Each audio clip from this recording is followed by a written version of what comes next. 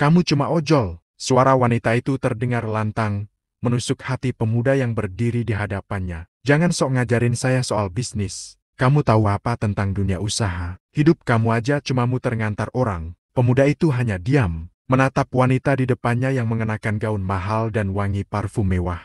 Tapi wanita itu belum berhenti. Ia tertawa sinis, melipat tangan di dada. Kalau kamu memang hebat seperti yang kamu bilang, aku tantang kamu. Katanya dengan nada merendahkan. Dalam 3 bulan, buat konsumenku naik, dan jual habis produkku di media sosial. Kalau kamu bisa, aku akan bayar kamu berapapun yang kamu mau. Sekilas terdengar seperti tantangan mustahil. Karena siapa yang percaya pada seorang ojol jalanan? Tapi di balik wajah tenang itu, ada sesuatu yang tidak diketahui wanita itu. Bahwa pemuda yang ia hina barusan, dulunya adalah otak di balik kesuksesan banyak brand besar di negeri ini. Hujan sore itu turun tanpa ampun. Jalanan Jakarta basah, macet, dan penuh genangan. Amar, seorang pemuda berjaket hijau lusuh dengan wajah kelelahan, baru saja menyelesaikan order makanan terakhirnya. Helmnya sudah basah, jaketnya mulai dingin. Tapi ia tetap tersenyum kecil senyum seorang pekerja keras yang tak punya pilihan selain terus berjuang.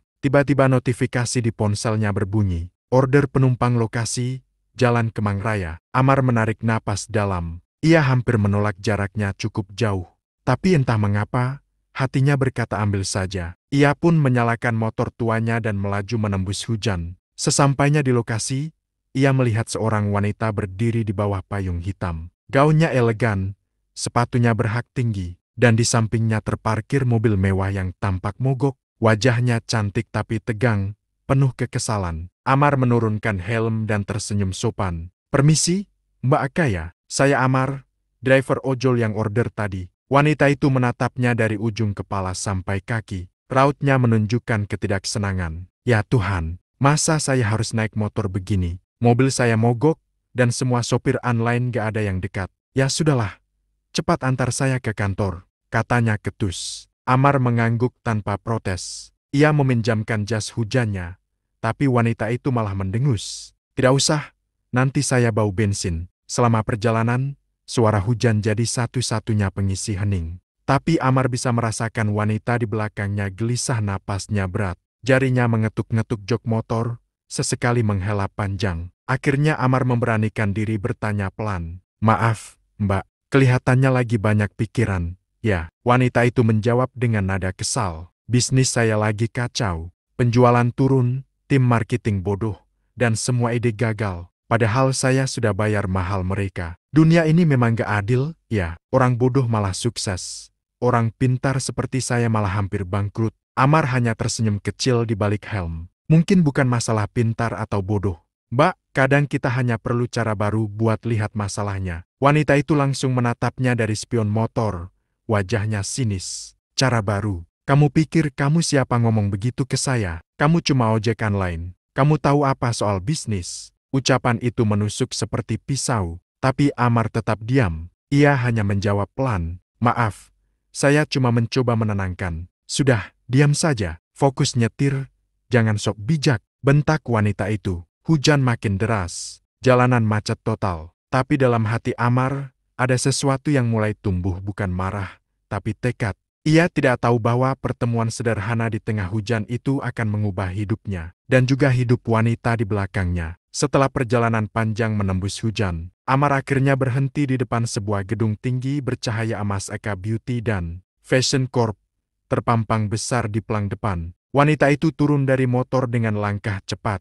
Wajahnya tetap kesal. Terima kasih, katanya singkat, tanpa menatap Amar sedikit pun. Namun, sebelum wanita itu sempat masuk ke lobi, ia berbalik. Mungkin karena rasa jengkel yang masih tersisa, atau karena kata-kata Amar di perjalanan tadi masih terngiang di kepalanya. Hei, kamu tadi bilang kita butuh cara baru untuk lihat masalah. Ya, coba jelaskan, ujarnya dengan nada mengejek. Amar menatapnya dengan tenang, meski tubuhnya masih meneteskan air hujan. Saya cuma berpikir, mungkin masalah bisnis ibu bukan di produknya, tapi di cara ibu menjualnya. Sekarang orang lebih percaya pada cerita daripada iklan. Kalau ibu mau, coba mulai dari media sosial. Tampilkan kisah di balik brand ibu, bukan sekadar foto produk mahal. Wanita itu terdiam sejenak, lalu tiba-tiba tertawa keras. Ahaha, kamu serius? Kamu pikir bisnis ratusan juta bisa diselamatkan cuma dengan posting di media sosial? Ya ampun,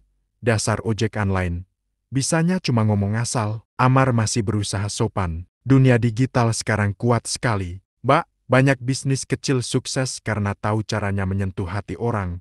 Kalau cukup, potongnya tajam. Jangan sok mengajari saya. Kamu kira saya butuh wejangan dari orang yang bahkan tak punya kantor? Kamu tahu apa soal branding, marketing, dan dunia bisnis kelas atas? Kamu cuma tukang antar orang. Setiap kata terasa seperti cambuk di dada Amar, tapi ia tak membalas. Ia hanya menunduk, menatap genangan air di bawah kakinya. Dalam pantulan air itu, ia melihat dirinya sendiri basah. Lelah, tapi masih mencoba bersikap sabar. Maaf, saya lancang. Saya cuma ingin bantu, katanya lirih. Wanita itu menatapnya dengan tatapan merendahkan. Bantu, yang saya butuh itu profesional, bukan pengendara motor jalanan. Sekarang pergi sana sebelum saya basah semua gara-gara kamu. Amar mengangguk pelan. Ia mengenakan kembali helmnya, menyalakan motornya tanpa kata-kata. Tapi sebelum beranjak, ia sempat berkata pelan. Hampir tak terdengar di antara suara hujan. Kadang orang kecil cuma ingin didengar, bukan dihina. Wanita itu hanya mendengus dan melangkah masuk ke kantornya dengan payung hitam. Namun di dalam hatinya, ada sesuatu yang aneh. Kalimat Amar barusan terngiang orang percaya pada cerita, bukan sekadar produk. Keesokan harinya, langit cerah. Tapi di hati Amar, masih tersisa bayang-bayang penghinaan semalam. Ia mencoba melupakannya, fokus menerima order seperti biasa. Namun, takdir rupanya ingin mempertemukannya lagi dengan wanita itu. Notifikasi order muncul di layar. Penjemputan, Eka Beauty Office tujuan, gudang distribusi BSD. Amar sempat ragu, tapi tetap menekan tombol terima. Beberapa menit kemudian, wanita itu muncul di depan gedung, mengenakan blazer putih dan kacamata hitam. Kali ini ia tampak lebih angkuh, dikelilingi dua staf yang menenteng berkas. Oh, ternyata kamu lagi, katanya sinis sambil melipat tangan. Sepertinya kamu memang ditakdirkan untuk jadi pengantarku ya, bukan penasehatku. Amar hanya tersenyum kecil. Mungkin memang begitu, Mbak. Sepanjang perjalanan ke gudang, suasananya penuh ketegangan. Eka sibuk dengan telepon, suaranya meninggi. Turunkan semua harga, lakukan diskon besar-besaran kalau perlu. Nada paniknya jelas, tapi gengsinya lebih besar. Setelah telepon ditutup, Amar memberanikan diri berkata, maaf kalau saya lancang lagi, tapi menurunkan harga belum tentu solusi. Mbak, kadang malah bikin orang anggap produk kita murahan. Aka mendengus keras, matanya melotot dari spion. Lagi-lagi kamu mengajari saya. Kamu pikir kamu siapa? Kamu tahu berapa nilai saham perusahaan saya? Ratusan juta. Dan kamu cuma pengemudi motor yang bahkan mungkin gak punya rekening. Kata-kata itu menampar batin Amar, tapi kali ini, ia tak menunduk. Ia menatap ke depan dengan tenang dan berkata, nilai seseorang tidak diukur dari saldo. Mbak, tapi dari seberapa besar dia berani berbuat baik, bahkan saat direndahkan. Staf di belakang yang ikut menumpang menahan tawa kecil. Eka menatap mereka, lalu tertawa keras sambil menepuk pundak stafnya. Dengar itu, si ojol motivator bicara. Wah, kamu ini lucu juga ya. Kalau kamu memang pintar, gimana kalau kita bikin taruhan? Amar menoleh setengah. Taruhan? Eka menyilangkan tangan, nadanya menantang. Ya, kalau kamu benar-benar jago seperti yang kamu omongkan, bantu aku naikkan penjualan online-ku. Buat produkku viral di media sosial. Aku kasih waktu 3 bulan. Ia tersenyum sinis. Kalau kamu berhasil, aku akan bayar kamu berapapun yang kamu mau. Tapi kalau gagal, kamu harus sujud di depan kantorku dan akui bahwa kamu cuma ojol bodoh yang sok pintar. Setuju? Suasana tiba-tiba hening. Amar memandang wajah sombong itu melalui spion, lalu menatap langit sore yang mulai berwarna oranye. Dalam suaranya ada ketenangan, tapi juga ketegasan. Baik, Mbak, tantangan diterima. Eka tersentak kecil, tak menyangka jawaban itu keluar tanpa ragu. Serius, kamu pikir ini permainan? Amar menoleh sedikit dan berkata pelan, saya tidak bermain. Mbak, saya hanya ingin menunjukkan bahwa pengetahuan tidak mengenal status. Kadang, yang dianggap kecil justru menyimpan sesuatu yang besar. Motor berhenti di depan gudang. Amar menurunkan helmnya, lalu menatap Eka sekali lagi sebelum pergi. Dalam 3 bulan, saya akan buktikan kata-kata saya. Tapi ingat, saya tak melakukannya demi uang, melainkan demi harga diri. Eka hanya tertawa dingin. Silakan coba. Tapi jangan menangis nanti, ojol. Amar menyalakan motornya dan pergi. Sore itu, roda kecil di jalanan basah. Itu mulai memutar takdir besar sebuah tantangan yang akan mengubah nasib mereka berdua. Malam itu, Amar duduk di kamar kontrakannya yang sempit. Hanya diterangi lampu redup dan suara hujan di luar jendela. Di atas meja kecilnya, ada laptop tua, catatan lusuh, dan secangkir kopi dingin. Ia menatap layar, membuka berkas-berkas lama semuanya tentang digital marketing, strategi branding, dan media sosial campaign. Di layar, muncul folder bernama Project LV 3 tahun lalu. Amar menarik napas panjang sebelum membukanya. Tampak foto-foto dirinya dulu, berdiri dengan jas, memimpin tim muda di depan layar besar, mempresentasikan strategi kampanye digital untuk perusahaan besar. Ya, sebelum menjadi ojol, Amar adalah pakar media sosial. Ia dikenal di kalangan startup sebagai otak di balik kesuksesan banyak brand kecil. Namun semua itu hancur dalam semalam. Sahabat yang ia percayai mencuri ide, mengambil klien, dan menuduhnya plagiat. Semua orang menjauh, reputasinya hancur. Amar kehilangan segalanya. Tak ada lagi proyek, tak ada uang, bahkan tempat tinggal pun harus ia jual. Sejak saat itu, ia memilih diam. Ia tak ingin lagi dikenal sebagai ahli, karena dunia yang dulu ia bantu justru menginjaknya saat ia jatuh. Tapi kini, ada tantangan baru. Wanita bernama Aka itu, dengan segala kesombongan dan keangkuhannya, telah menyalakan api yang lama padam dalam dirinya. Amar menatap layar laptop dengan tatapan tajam. Kalau Tuhan memberi kesempatan kedua lewat orang yang menghina, maka itu bukan kebetulan, gumamnya pelan. Ia mulai mencari akun media sosial Aka Beauty dan Fashion Corp. Tampak akun Instagram sepi, engagement rendah, komentar kosong. Video promosi di TikTok hanya ditonton ratusan kali. Amar menatapnya dan tersenyum tipis. Masalahnya bukan pada produkmu, tapi pada jiwanya, katanya. Semua terlihat mewah, tapi tak punya makna. Ia mulai menulis catatan kecil. Langkah pertama, ubah citra brand dari gaya. Hidup mewah menjadi cerita perjuangan wanita sukses. Buat penonton merasa terhubung, bukan iri. Jam menunjukkan pukul 2 dini hari. Tapi Amar tak peduli. Ia terus menulis strategi demi strategi. Tangan yang dulu terampil mengetik proposal kini kembali menari di atas keyboard laptop tuanya. Sesekali ia berhenti, memandangi foto mendiang ibunya di dinding. Wanita sederhana yang dulu selalu berkata, "Nak, kalau kau punya ilmu, jangan sombong, tapi jangan pula biarkan orang sombong merendahkan ilmu itu." Senyum Amar mengembang, tipis namun penuh arti. "Mungkin sudah waktunya aku berdiri lagi, Bu." Ia menutup laptop, menatap langit malam yang masih meneteskan sisa hujan. Esok pagi, ia akan mulai mengubah dunia kecil yang dulu menertawakannya. Dan tanpa disadari oleh Aka, lelaki sederhana yang ia hina itu sedang menyiapkan sesuatu yang akan mengguncang nama perusahaannya sendiri. Pagi itu, langit Jakarta tampak cerah. Namun bagi Amar, hari itu adalah awal dari perjalanan berat.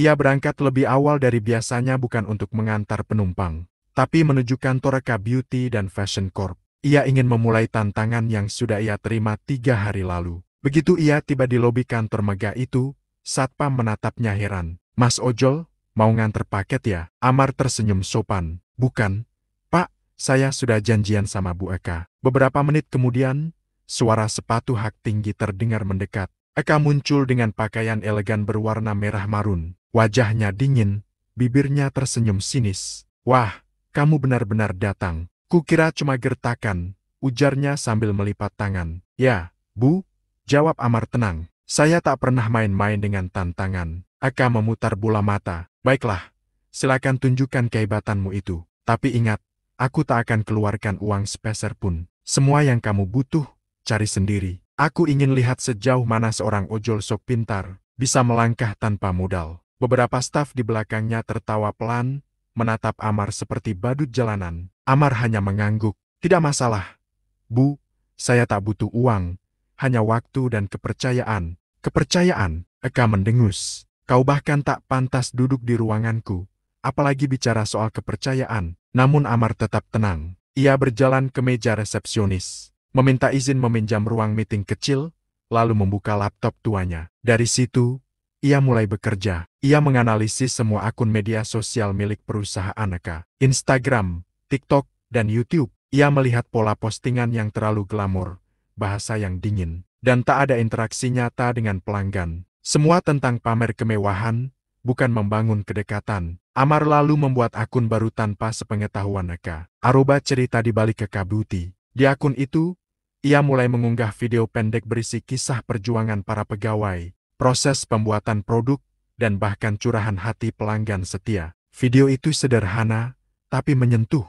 Dan dalam 3 hari saja, viewers melonjak tajam. Namun ketika Aka mengetahui hal itu, reaksinya tidak seperti yang Amar harapkan. Ia langsung memanggil Amar ke ruangannya. Begitu pintu tertutup, suaranya meninggi. Siapa yang menyuruhmu membuat akun baru tanpa izin? Kau tahu tidak, itu bisa merusak citra brandku yang eksklusif. Amar menjawab tenang. Saya paham, Bu, tapi citra yang terlalu tinggi justru menjauhkan pelanggan. Mereka ingin merasa dekat, bukan melihat kemewahan yang tak bisa mereka sentuh. Eka mengetuk meja keras. Cukup, aku tidak butuh filosofi dari tukang ojek. Hapus semua itu, sekarang juga. Amar menatapnya tanpa gentar. Baik, Bu, tapi kalau 3 bulan lagi penjualan tidak naik, dan ide saya terbukti benar, saya minta Ibu menyesal bukan karena kalah, tapi karena meremehkan orang kecil. Aka menatapnya tajam. Sombong juga kamu, ya, lihat saja nanti. Amar meninggalkan ruangan itu dengan langkah pelan namun mantap. Di luar, ia berhenti sejenak, menatap gedung megah itu. Dalam hatinya ia berbisik, aku sudah pernah dijatuhkan oleh orang yang lebih tinggi dari dia. Jadi, kali ini aku tidak akan mundur, walau dunia menertawakan. Dan benar saja malam itu, video Amar yang sederhana mulai masuk ke trending TikTok. Komentar-komentar bermunculan. Baru tahu ternyata produk Eka Beauty dibuat oleh ibu-ibu lokal. Keren banget kisahnya, bikin haru. Namun di kantor besar itu, Eka hanya menatap layar ponselnya dengan wajah kesal. Ia tak tahu bahwa benih perubahan baru saja tumbuh dari tangan seorang yang dulu ia hina. Sudah 3 minggu sejak Amar memulai langkahnya. Ia bekerja sendirian, tanpa bantuan tim, tanpa gaji, dan tanpa dukungan dari siapapun di kantor itu. Namun setiap malam, dari kamar kontrakannya yang sempit, ia menyalakan laptop tuanya dan terus mengunggah video. Video sederhana, seorang ibu pekerja pabrik yang menangis bahagia karena bisa membiayai sekolah anaknya dari bekerja di Aka Beauty. Seorang pelanggan remaja yang percaya diri karena produk Aka membuatnya berani tampil tanpa filter. Dan potongan video pendek berjudul Kisah di Balik Setiap Botol Kecil. Tak ada efek mewah, tak ada artis terkenal, tapi setiap kata, setiap senyum, terasa tulus. Itulah yang menyentuh hati ribuan orang. Awalnya hanya ratusan penonton, lalu ribuan, dan dalam waktu 2 minggu jutaan. Komentar banjir di TikTok. Aku nangis lihat perjuangan ibu-ibu di balik produk ini. Dulu kupikir Aka Beauty cuma jual gaya hidup mahal. Ternyata mereka bantu banyak orang. Respect buat tim produksinya, kalian luar biasa. Hashtag, cerita di balik Aka Beauty menjadi trending nomor 2 nasional. Produk yang dulu menumpuk di gudang, tiba-tiba habis hanya dalam beberapa hari. Distributor meminta restok cepat. Akun resmi Eka Beauty dan Fashion Corp juga ikut melonjak pengikutnya sampai ratusan ribu. Namun yang paling menarik semua orang mencari tahu, siapa orang di balik akun ini. Dan di kantor besar yang biasanya sepi, tiba-tiba suasananya ramai. Para staf mulai berbisik-bisik, katanya yang bikin video itu si Amar. Ojol itu loh. Ah masa? Gila. Dia jenius banget ya kalau bener. Buaka tahu gak? Tuh. Tapi tentu saja, Kak tahu. Dan reaksinya, bukan kagum, melainkan marah besar. Pagi itu, ia memanggil semua staf ke ruang rapat. Amar duduk di ujung meja, tenang. Sementara Aka berdiri di depan layar besar, menampilkan video viral karya Amar. Lihat ini, katanya keras. Tanpa izin, dia membuat akun bayangan, mengatasnamakan perusahaanku. Kalau bukan karena ini kebetulan disukai orang, nama besar kita bisa rusak. Beberapa staf mencoba menahan tawa kecil, mereka tahu siapa yang sebenarnya berjasa. Eka menatap Amar tajam. Jawab Amar, apa kau pikir aku akan berterima kasih padamu? Amar tetap kalem. Saya tak minta terima kasih, Bu. Saya hanya ingin buktikan bahwa orang kecil pun bisa membawa perubahan besar. Kalau diberi kesempatan, ruangan hening. Eka menatapnya dalam diam, lalu berbalik pergi. Namun diam-diam, ia memandangi grafik penjualan yang melonjak di layar laptopnya, naik 280%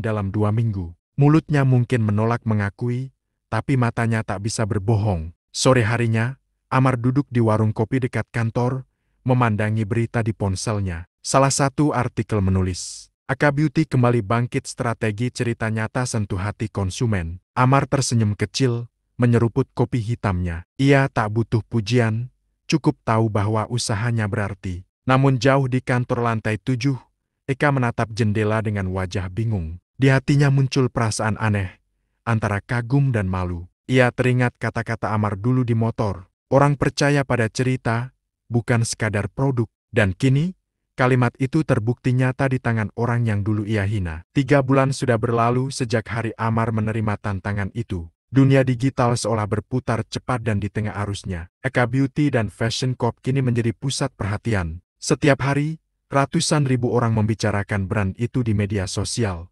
Video pendek cerita di balik Eka Beauty sudah mencapai 20 juta penonton dan menjadi kampanye paling viral dalam sejarah perusahaan tersebut. Produk yang dulu menumpuk di gudang kini ludes hanya dalam waktu 2 hari. Distributor berebut suplai, dan pesanan datang dari luar negeri. Namun yang paling mengejutkan bukanlah angka, melainkan perubahan pandangan orang-orang di kantor. Yang dulu menertawakan Amar, kini menyapanya penuh hormat. Mas Amar, ide konten berikutnya apa ya? Mas, boleh bantu review caption ini? Wah, Mas, saya salut banget. Dulu saya kira kamu cuma ojol biasa. Amar tak pernah marah atas ejekan mereka dulu. Ia selalu tersenyum tenang dan membantu siapapun yang ingin belajar. Ia tidak membalas hinaan dengan dendam, tapi dengan bukti. Namun di sisi lain, Eka justru mulai resah.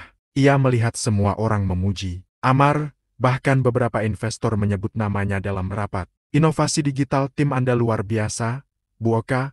Siapa yang memimpin strategi ini? Eka hanya bisa tersenyum kaku. Di dalam hatinya, ego berperang dengan nurani. Ia tahu, yang melakukan semua itu hanyalah satu orang. Pemuda sederhana yang dulu ia hina di tengah hujan. Malam itu, saat kantor sudah sepi, Eka duduk di ruangannya. Ia menatap grafik penjualan di layar laptop, garisnya menanjak tinggi. Di sebelah grafik itu, ada notifikasi dari akun arroba cerita di balik Eka Beauty. Video terbaru yang diunggah Amar berjudul Dari Jalanan, Untuk Kebaikan. Isi videonya sederhana. Klip singkat perjalanan Amar naik motor di tengah hujan, lalu teks muncul pelan. Tidak peduli dari mana kamu berasal, selama hatimu tulus, dunia akan mendengarkan. Wajah Eka memucat, tangannya bergetar saat menekan tombol reply. Ia ingat jelas kata-kata itu dulu diucapkan Amar kepadanya ketika ia menertawakannya. Dan kini, kalimat itu menjadi slogan yang membuat perusahaannya berjaya. Keesokan paginya,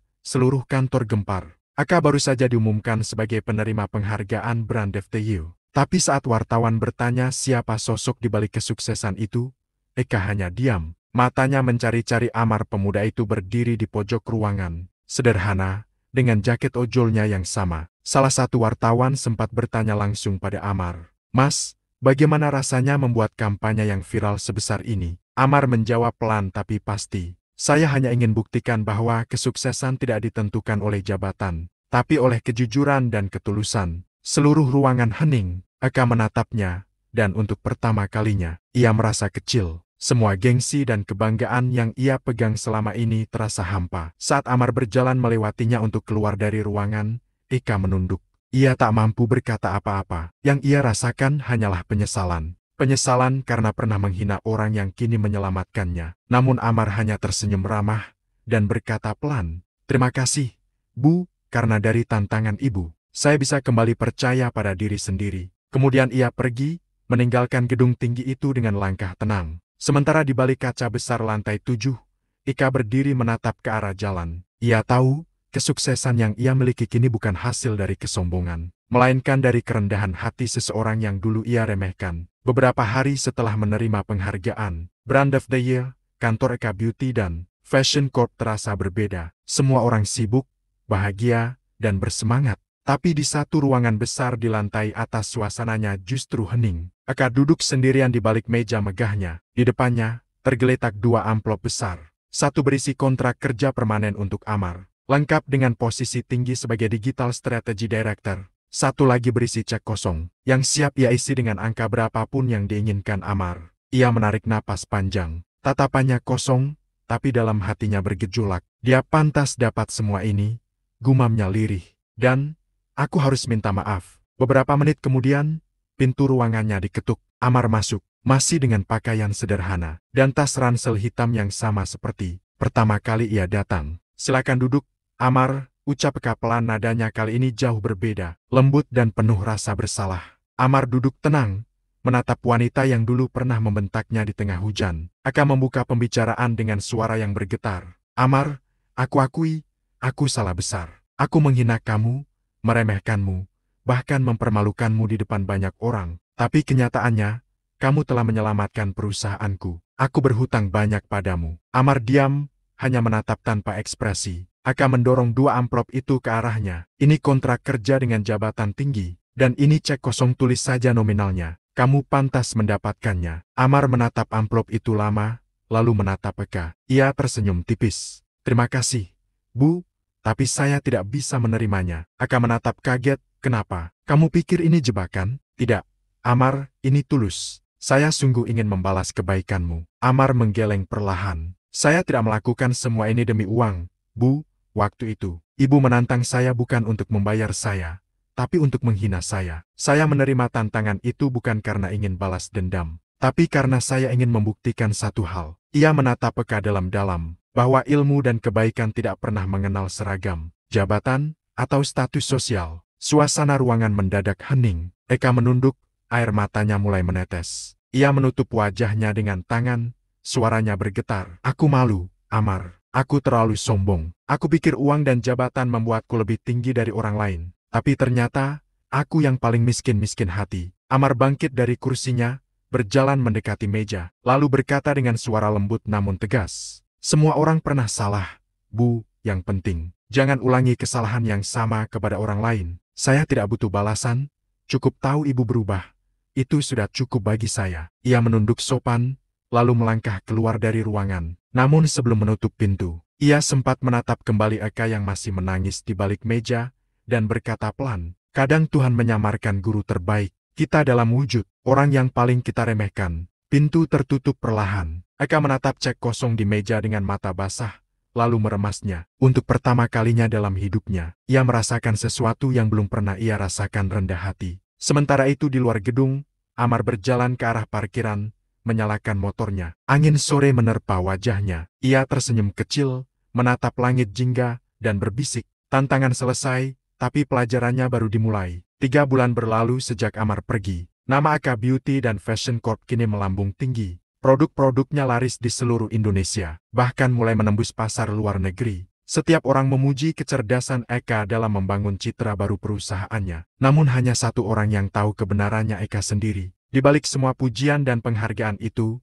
hatinya justru terasa hampa. Setiap kali ia berdiri di panggung menerima penghargaan, bayangan Amar selalu muncul di pikirannya. Pemuda sederhana, berjaket ojol, yang dulu ia hina di tengah hujan, kini menjadi sosok yang paling ia rindukan untuk sekadar berterima kasih. Suatu malam, Eka duduk sendirian di ruang kerjanya. Lampu-lampu kota berkelip di luar jendela gedung tinggi itu. Di tangannya, ada foto lama saat Amar diam-diam memotret mereka berdua di depan mobilnya, tepat setelah Eka menantangnya 3 bulan lalu. Di foto itu, Amar tersenyum ramah, sementara wajah Eka terlihat angkuh dan sinis. Air mata Eka menetes. Ia berbisik pelan, seolah berbicara pada bayangan di foto itu. Maafkan aku, Amar. Aku sudah kehilangan seseorang yang Tuhan kirimkan untuk menyadarkanku. Sejak hari itu, Eka mulai berubah.